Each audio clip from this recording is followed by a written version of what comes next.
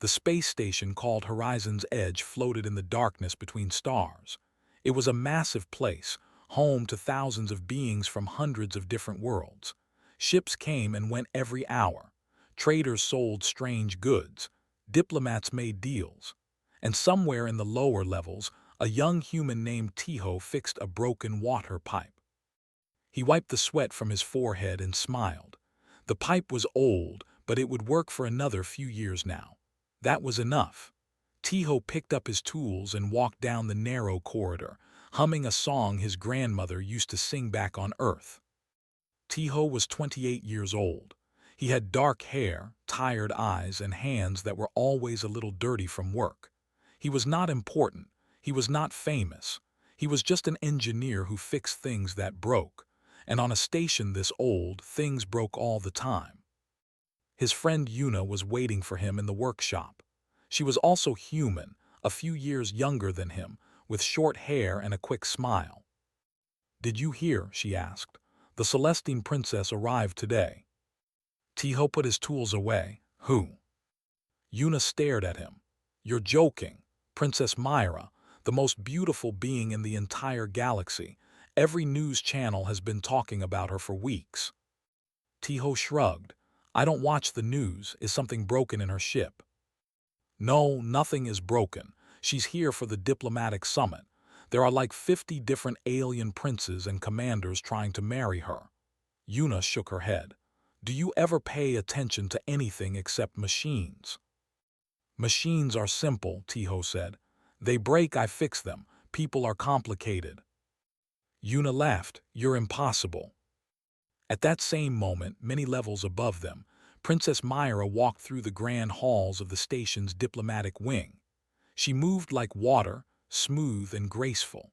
Her skin was pale silver, and her eyes were the color of distant nebulas, purple and pink swirling together. Her hair floated around her shoulders as if gravity did not fully touch her. She was beautiful, everyone said so. Poets wrote about her.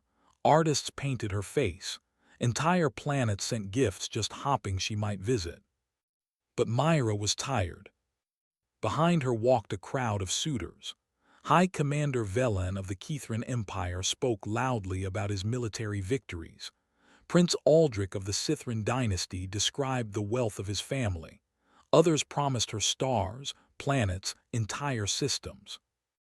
Myra smiled politely. She nodded at the right moments, but inside she felt nothing. She was a Celestine. Her people could read minds, feel emotions, sense the truth behind every word, and the truth was ugly. Velen did not love her. He wanted her as a trophy. Aldrich did not care about her happiness. He wanted political power. Every single suitor looked at her and saw something to own. Not one of them saw her. "I need air," she said suddenly. "I wish to walk alone." Her advisors looked worried, but they could not refuse her. Myra turned and walked away from the crowd, her guards following at a distance. She moved through corridors she did not know, going deeper into the station, away from the polished halls and into older sections. The lights here were dimmer. The walls were metal, not marble. This was the real station, the working heart that kept everything running. Then the lights went out. Myra stopped. The corridor was completely dark. She heard a sound, metal grinding against metal, and then a door slammed shut behind her. She was trapped. She was not afraid. She had powers that could destroy walls if needed, but she was curious. In her 300 years of life, she had never been in a situation like this. She had always been protected, guarded, kept safe in beautiful prisons. A small light appeared ahead. Someone was coming. Tiho walked around the corner, a flashlight in one hand and a toolbox in the other. He saw a figure standing in the dark and called out, "Hey, are you okay? The power grid in this section is having problems. There's a door back here that should still work." Myra looked at him. In the dim light she could see he was human. Young, plain-looking, wearing dirty work clothes. He did not bow. He did not gasp at her beauty. He just looked at her like she was any other person stuck in a dark hallway. "I cannot open the door behind me," she said. Yeah, these old doors lock when the power fails. Safety feature, but it's annoying.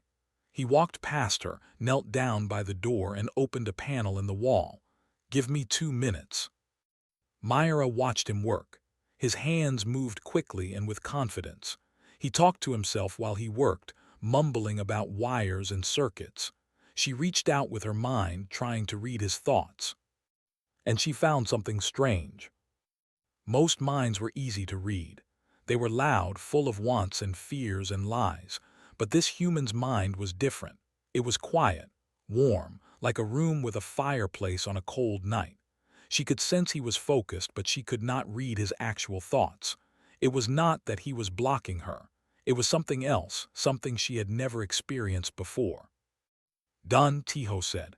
The door slid open, and light from the next corridor spilled in. He stood up and looked at her. For a moment their eyes met. Myra waited for the reaction, the shock, the wonder, the desire. But Tiho just nodded. You should probably go back to the upper levels. This section gets dark a lot.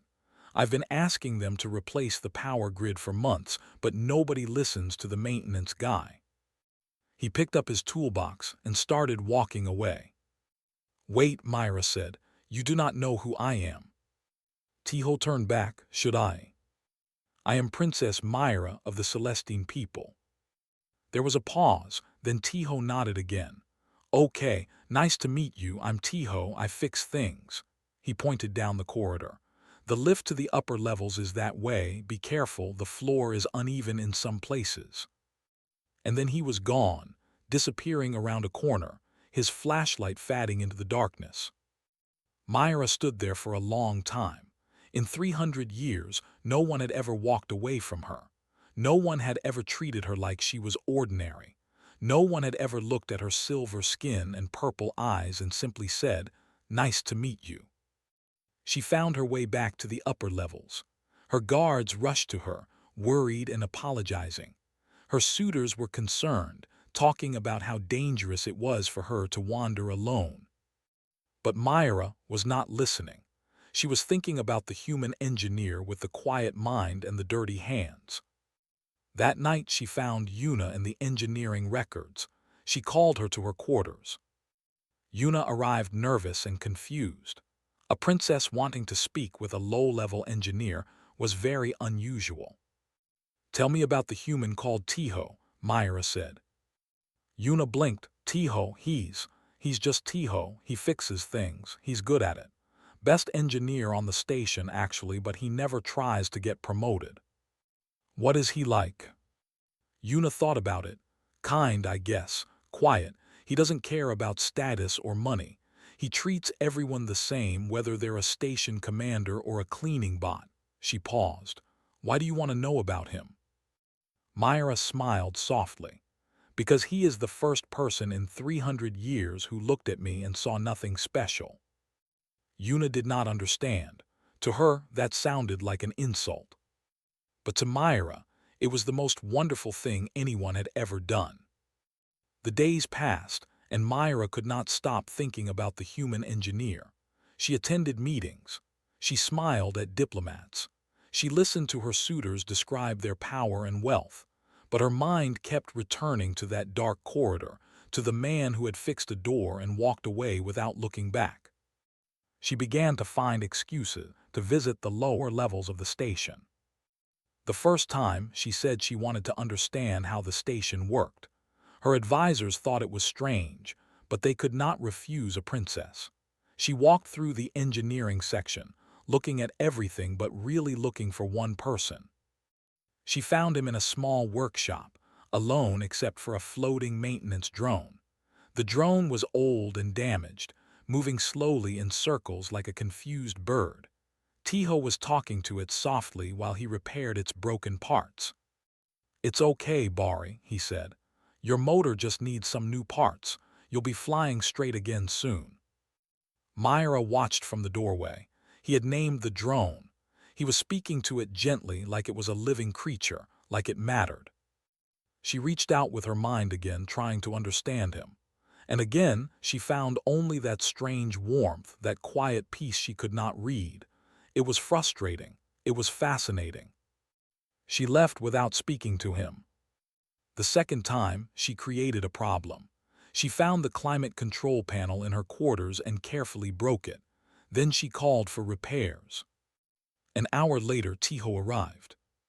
He looked surprised to see her. "Oh, you're the princess from the corridor. You remember me." Hard to forget someone with purple eyes. He walked to the climate panel and opened it. "What's wrong with it?" "It stopped working." Tiho looked at the wires inside. He was quiet for a moment. Then he said, "Someone pulled these wires out on purpose." Myra felt her face grow warm. She had not expected him to notice so quickly. "It was an accident," she said. Tiho glanced at her. There was something in his eyes, a small spark of understanding. But he did not ask questions. He just fixed the wires, closed the panel, and stood up. "Should work now. Let me know if it breaks again." He picked up his tools. "Wait," Myra said. He stopped. She did not know what to say. In 300 years, she had never had to start a conversation. People always came to her, always talked first, always tried to impress her. She had never needed to reach out. "Why did you not bow when you saw me?" she asked. "In the corridor, you did not bow." Tiho looked confused. "Was I supposed to?" "Everyone bows to me." "Oh," he thought about it. "I'm sorry if I was rude. I don't really know the rules for meeting royalty. We didn't have many princesses in the engineering academy." He was not joking. He genuinely did not understand why it mattered. "It is not rude," Myra said. "It is refreshing." Now Tiho looked even more confused, but he did not run away. He stood there, waiting, patient. "Tell me about Earth," Myra said suddenly. "Earth? Your home world. I have never been there. What is it like?" Tiho scratched his head. "It's nice, I guess. Blue oceans, green forests. The sky changes color when the sun sets. Orange and pink and purple." He paused.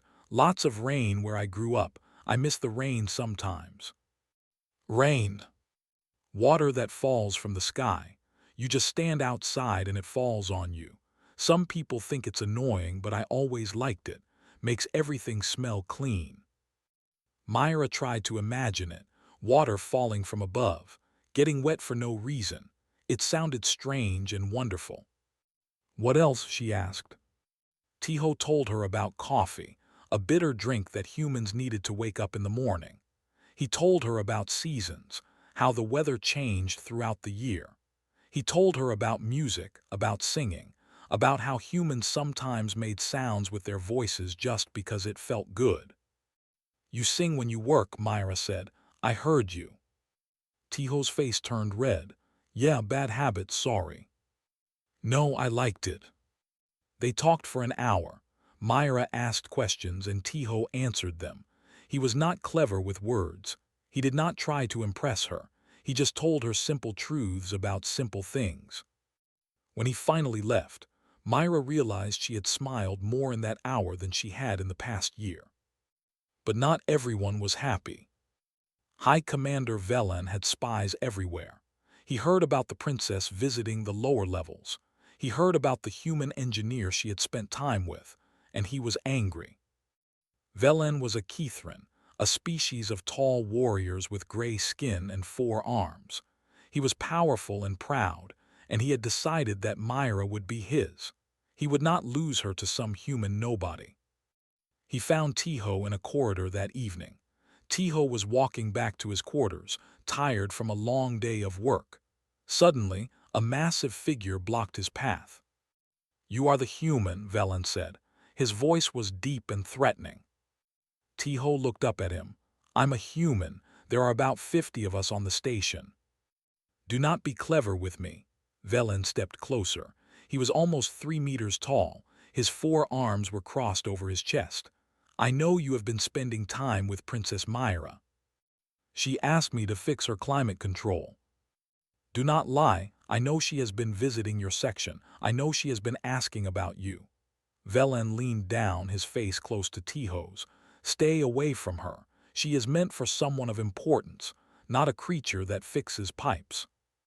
Tiho did not step back. He was not brave, he was just confused. "I don't understand," he said. "I fix things, that's my job. If she calls for repairs, I have to go, it's my job." "Find another job." "I like this job." Velen grabbed Tiho's shirt and lifted him off the ground. "Let me be clear, human. If you go near her again, I will break every bone in your small body. Do you understand?" Tiho hung there, his feet off the floor, looking into the eyes of a being that could kill him easily. "I understand you're threatening me," he said. "I don't understand why." Velen threw him against the wall. Tiho hit hard and fell to the floor, pain shooting through his shoulder. "Remember my words," Velen said and walked away. Later that night, Tiho's friend Siwu found him in the medical bay. Siwu was a pilot, tall and handsome, the kind of person who actually understood politics and status. "What happened to you?" Siwu asked. Tiho explained.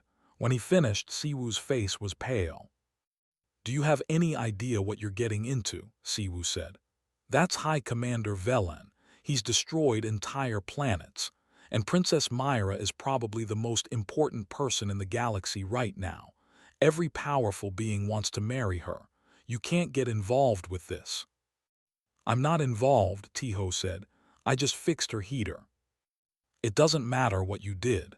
It matters what people think you did. You need to stay away from her." Tiho was quiet for a moment. His shoulder hurt, his head hurt. He did not want any of this. He just wanted to fix things and be left alone. But he kept thinking about the princess who had asked about rain, about how her eyes had lit up when he described a sunset, about how, for a moment, she had looked happy.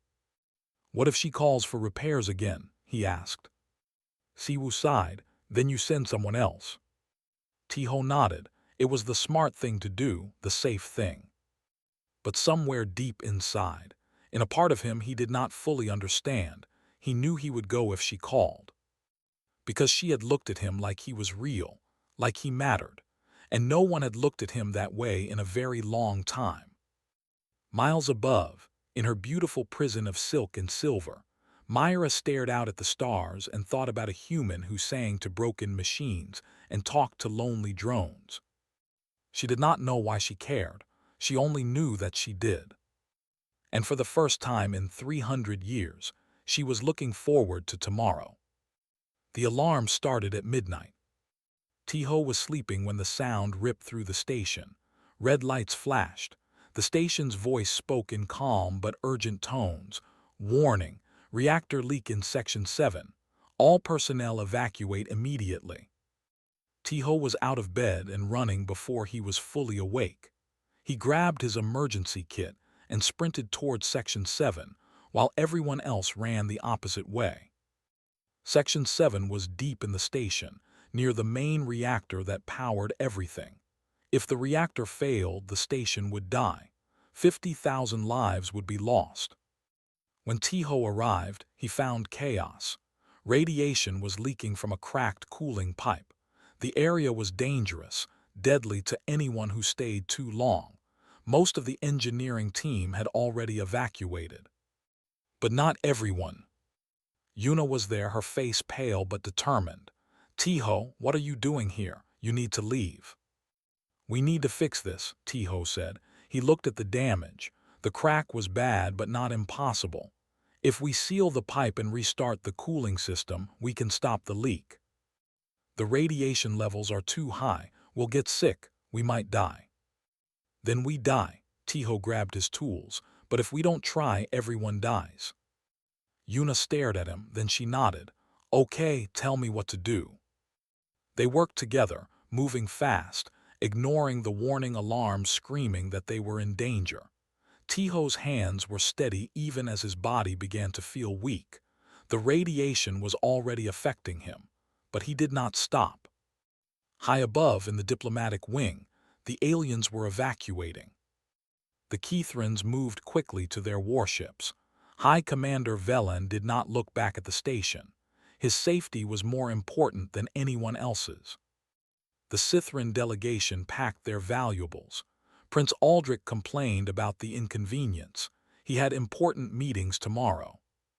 The Celestines prepared to leave as well. Myra's advisors urged her toward the escape ships. "We must go, Princess," they said. "This station may explode." But Myra was not listening. She was watching the station's internal cameras on a display screen. She had found the feeds from Section 7. She saw Tiho. He was working in the radiation zone, his skin already turning red from exposure. He was dying and he knew it, but he kept working. Beside him, Yuna was doing the same. And through another camera, she saw Siwu flying a small shuttle directly toward the danger zone, picking up workers who were trapped. "What are they doing?" Myra whispered. Her advisor looked at the screen. "The humans are. They are trying to fix the reactor." "They will die." "Yes, humans are fragile. They cannot survive that level of radiation for long." Myra watched as Tiho collapsed, then forced himself back up. She watched as he continued working even though his body was failing. She watched as Yuna supported him, keeping him standing, even though she was suffering too. "Why?" Myra asked. "Why do they do this? They could escape. They could save themselves." Her advisor was quiet for a moment. "Humans are strange, Princess. They live such short lives, less than 100 years, yet they spend those years on others. They run toward danger when logic says they should run away. We have studied them for centuries. We have never fully understood them." Myra made her decision. "I am not leaving," she said. "Princess, you must." "No," her voice was firm. "I will not flee while others die for me." She walked toward the door. Her guards tried to stop her, but she pushed past them with a strength they did not expect. She was a Celestine, ancient and powerful. When she wanted to move, nothing could stop her. She found the medical bay near Section 7. Doctors were preparing for casualties. She did not speak to them. She simply waited. An hour later, it was over. Tiho had done it. The pipe was sealed. The cooling system was restarted. The reactor was stable. The station was saved. But the cost was high. They brought Tiho in on a stretcher. His skin was burned. His breathing was shallow. The doctors said he had received a lethal dose of radiation. Most species would already be dead. But humans were stubborn. Myra stood outside the medical room, watching through the window. She saw the doctors working, injecting medicines, trying to keep him alive. She saw Yuna, also sick but refusing treatment until her friend was stable. She reached out with her mind, searching for Tiho's thoughts, and this time she found something.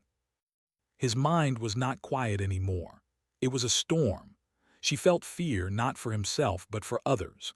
She felt hope, desperate and fragile. She felt love, scattered and warm, for his friends, for his work, for the small drone named Bari, for the station that was his home.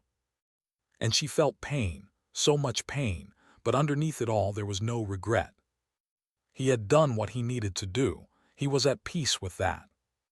Myra finally understood. Human minds were not shielded. They were the opposite. They were completely open, so open that her telepathy could not focus on any single thought. They felt everything at once, joy and fear and love and doubt, all mixed together in a beautiful chaos. That was what made them different. That was what made them special. They burned so bright because they knew they would burn out. They loved so hard because they knew time was short. They ran toward danger because every moment was precious, and they refused to waste a single one. The Celestines lived for thousands of years. They were careful, cautious, slow. They planned for centuries. Humans lived for decades. They were reckless, passionate, fast. They planned for today. And somehow, that made them braver than any species Myra had ever known. She stayed by the window all night. She did not sleep. She did not eat. She simply watched and waited. In the morning, Tiho opened his eyes. He was weak, he could barely move, but he was alive. Myra entered the room. The doctors tried to stop her, but she ignored them. She walked to his bedside and looked down at him. Tiho blinked. His vision was blurry, but he recognized her. "Your heater's still working?" he asked, his voice barely a whisper. Myra laughed. It was a real laugh, full and warm, the first laugh she had felt in centuries. Tears formed in her eyes, purple and shining. "Yes," she said, "it is still working." "Good," he tried to smile. "That's good." She sat beside him. She did not care that the doctors were watching. She did not care that her advisors would be angry. She took his hand, his burned and damaged hand, and held it gently. "You saved everyone," she said. "Yuna helped and Siwu. I just fixed a pipe." "You ran toward death to save strangers. Why?" Tiho thought about it. It seemed like a strange question to him. "Because they needed help. What else was I supposed to do?" Myra squeezed his hand. In 300 years, she had heard 1,000 speeches about honor and duty and glory, but none of them had ever felt as true as those simple words. Because they needed help. That was humanity. That was the thing she had been searching for without knowing it. Not power, not beauty, not clever words or grand gestures. Just simple, honest kindness. "Rest now," she said. "I will be here when you wake up." Tiho closed his eyes. Within moments he was asleep. Myra stayed beside him, holding his hand, watching his chest rise and fall. Outside the window, the stars continued their endless dance. The station hummed with life, saved by a man who fixed things. And in her heart, something new was growing, something she had thought she would never feel. Hoping. 2 weeks passed. Tiho healed slowly. The human body was weak in many ways, but it was also stubborn. With medicine and rest, Tiho's burns faded. His strength returned. The doctors said it was a miracle. During those 2 weeks, Myra visited him every day. She came in the morning before her diplomatic duties. She came in the evening after they ended. She brought him food from the upper levels, strange alien fruits he had never tasted. She asked him questions about Earth, about his childhood, about the small things that made up a human life. Tiho did not understand why she kept coming. He was nobody. She was the most important person in the galaxy, but he enjoyed her visits. She listened when he talked. She laughed at his bad jokes. She looked at him like he was interesting, which was strange because he had never thought of himself as interesting at all. One evening, she asked him about his family. "My parents died when I was young," Tiho said. "A factory accident. My grandmother raised me. She taught me to fix things. She said if you can fix something, you can always be useful." "Do you miss her?" "Every day." He looked at his hands. "She passed away 5 years ago. I came to the station because there was nothing left for me on Earth. I needed a new purpose." Myra was quiet. Then she said, "I have never known what purpose feels like. Everything was decided for me before I was born. My role, my duties, my future husband." "That sounds lonely." "It is," she looked at him, "until now." They sat in comfortable silence, watching the stars through the medical bay window. But peace could not last. The diplomatic summit was ending. Myra's delegation was preparing to leave, and the question that everyone had been asking finally demanded an answer. Who would Princess Myra marry? Her advisors came to her quarters with serious faces. "You must choose," they said. "The alliance depends on it. The Celestine people need this marriage for stability. High Commander Velen offers military protection. Prince Aldrich offers economic partnership. You cannot delay any longer." Myra looked at them coldly. "And if I choose neither?" The advisors looked horrified. "That is impossible. A princess must marry. It is tradition. It is law." "Laws can change." "Not this law, not ever." Myra dismissed them, but she knew they were right. The pressure was too great. If she refused to choose, there would be consequences, political chaos, maybe even war. That same day, High Commander Velen made his move. He called for a gathering in the station's great hall. All the diplomats attended. All the suitors were present, and in front of everyone he made an announcement. I have discovered something disturbing, Velen said, his voice filling the hall. Princess Myra has been spending time with a human, a low worker, a nobody who fixes machines. He paused for effect. This human has corrupted her mind. He has turned her against proper suitors. He must be punished. The crowd murmured. This was a serious accusation. Velen continued. I challenge this human to a duel, a fight of honor. If he is truly worthy of the princess's attention, let him prove it in combat. The hall fell silent. Everyone knew what this meant. A duel against Velen was death. No human could survive against a Kithran warrior. News reached Tiho within the hour. He was back in the engineering bay, working on a broken generator. Siwu found him there, panic on his face. Velen challenged you to a duel, Siwu said. You have to run, take a shuttle, get off the station before he finds you. Tiho put down his tools. What kind of duel? Combat to the death. Tiho, he will kill you. There is no chance. You need to leave now. Tiho was quiet for a long moment. He thought about running. It was the smart choice, the safe choice. But then he thought about Myra, about how she would look when she heard he had fled, about how everyone would say he was a coward, about how Velen would win without even fighting. I accept, Tiho said. Siwu stared at him. Are you insane? Probably. You will die. Maybe, Tiho looked at his friend.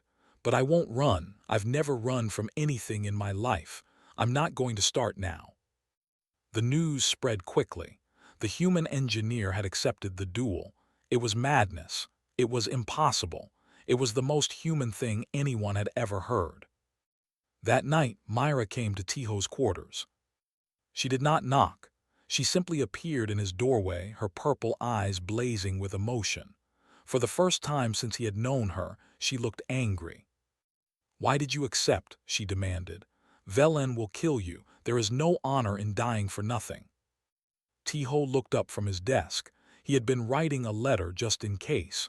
I'm not dying for nothing. Then what for pride, for stubbornness? For you. Myra stopped. The anger faded from her face, replaced by something else, something soft and scared. I do not understand, she said. Tiho stood and walked toward her. He was not good with words. He had never been good with words, but he tried anyway. You looked happy when you laughed, he said. In the medical bay, that was the first time I saw you really smile, and I thought that someone who can smile like that deserves to be happy. He paused. I don't know much about alien politics. I don't understand kingdoms or alliances or traditions, but I know you haven't been happy in a long time. And I know that Velen will never make you happy. He'll own you, he'll use you, but he'll never see you. Myra's eyes filled with tears. You barely know me. I know enough. She stepped closer. She reached out and touched his face, her silver fingers cool against his skin. It was the first time she had willingly touched anyone in decades. She had been so careful, so distant, so afraid of connection. But with him, she was not afraid. You are the strangest human I have ever met, she whispered. I get that a lot. She almost smiled, almost. I cannot let you die for me. That's not your choice.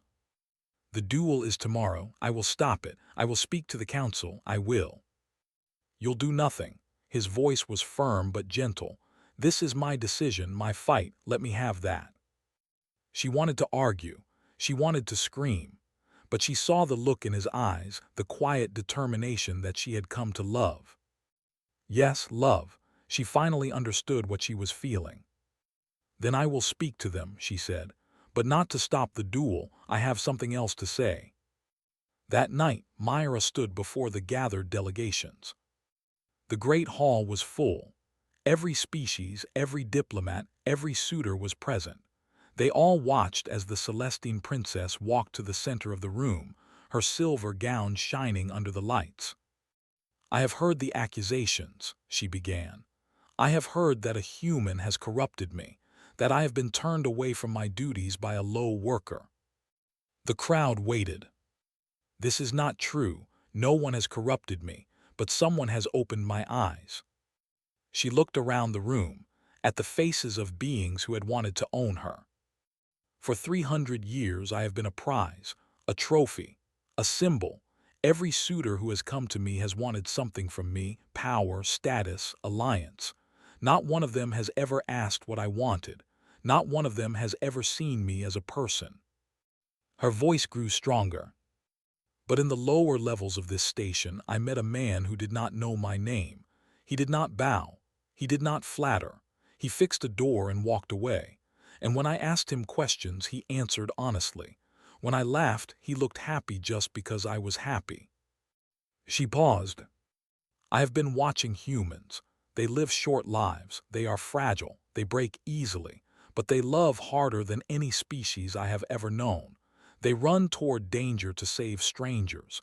They sing when they are sad. They find beauty in rain." She looked directly at Velen. "You have challenged this human to a duel. You think you will prove your worth by killing him, but you have already proven who you are. You are a being who destroys. He is a being who fixes. And I know which one I choose." The hall was silent. "I will not be claimed," Myra said. "I will choose my own path. And if that makes me a traitor to tradition, then tradition is wrong." She turned and walked out of the hall. Behind her, chaos erupted. But Myra did not look back. She was done being afraid. Tomorrow, everything would change. The morning of the duel arrived. The station's arena was packed with thousands of beings from hundreds of worlds. They had come to watch history, a human challenging a Kithran warlord. Everyone knew how it would end.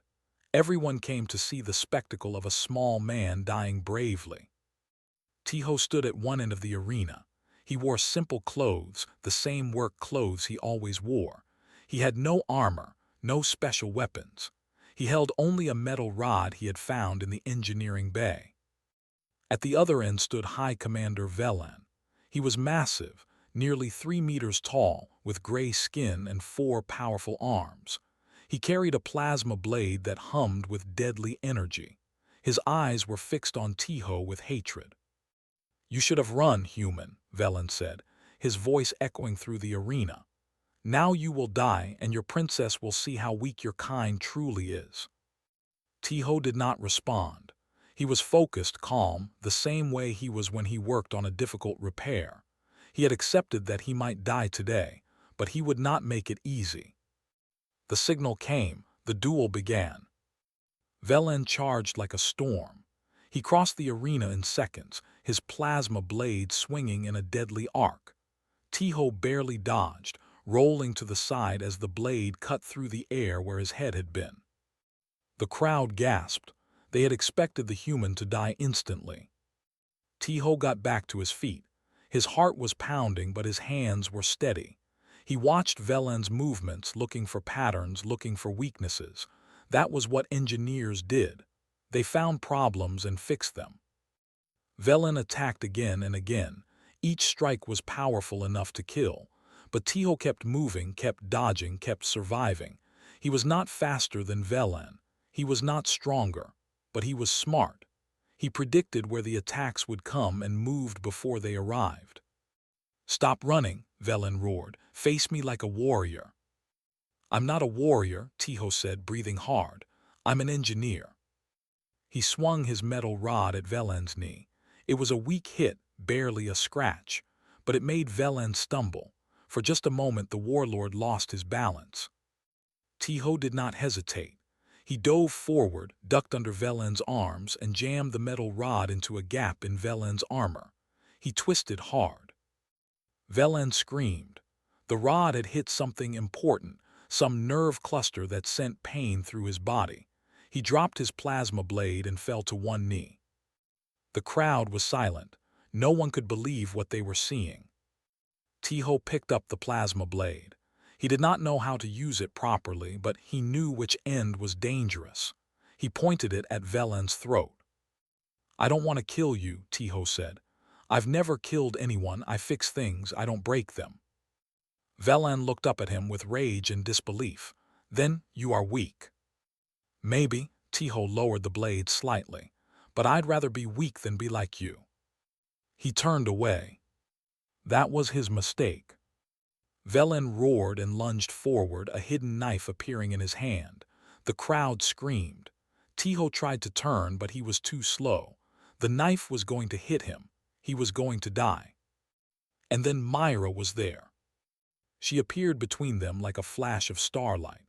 Her hand caught Velen's wrist, stopping the knife inches from Tiho's back.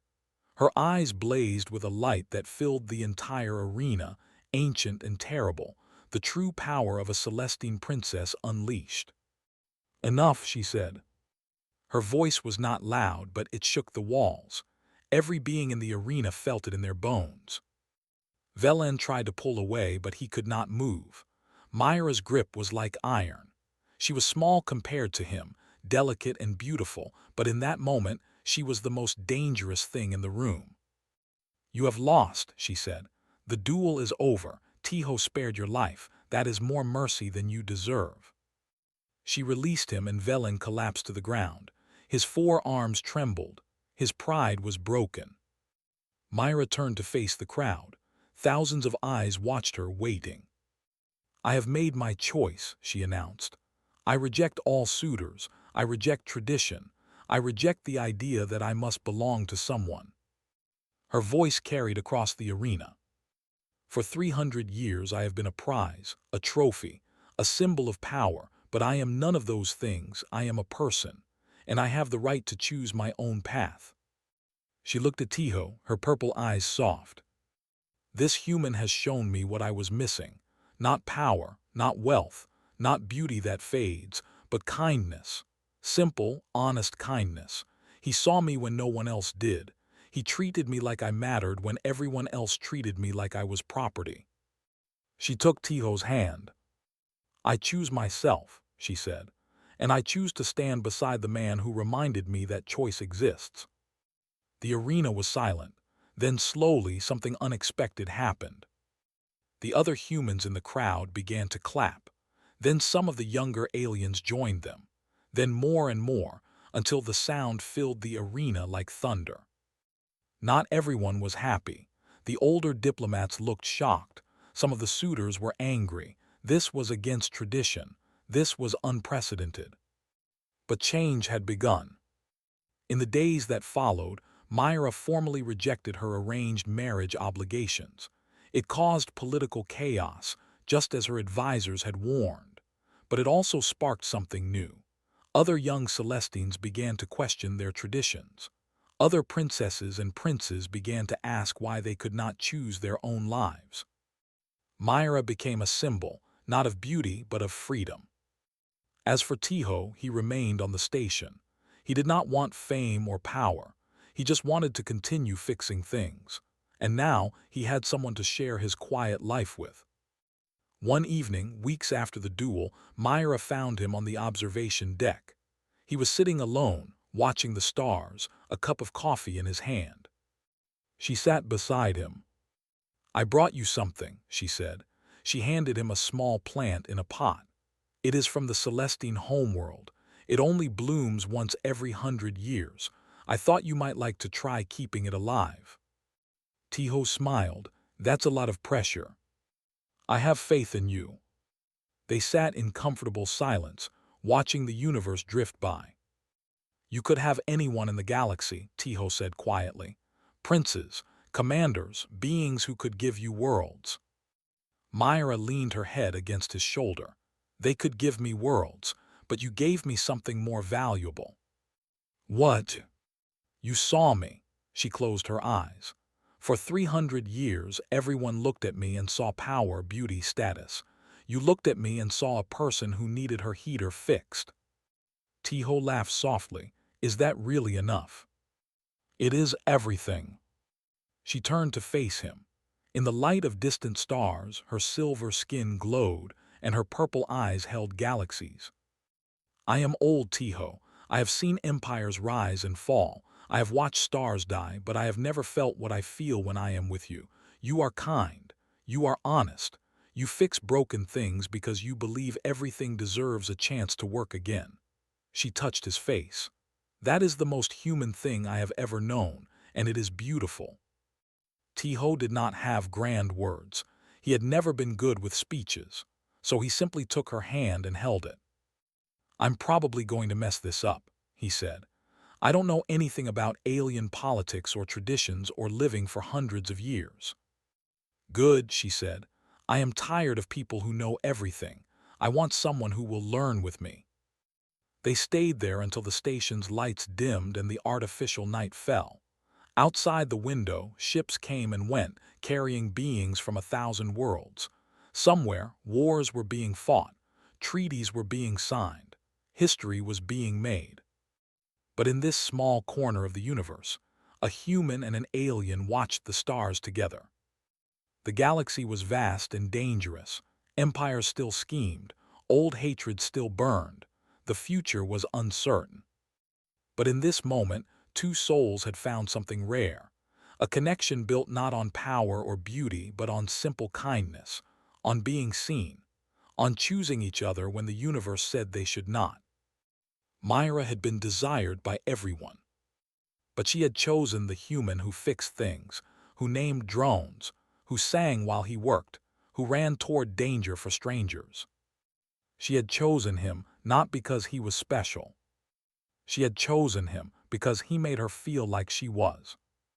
And sometimes, in a universe of infinite complexity, that was enough.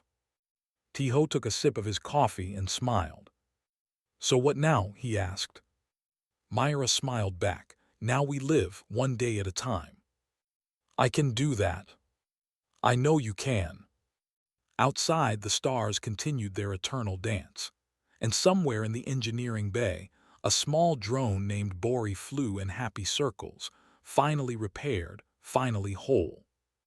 Just like everything Tiho touched. Just like Myra's heart.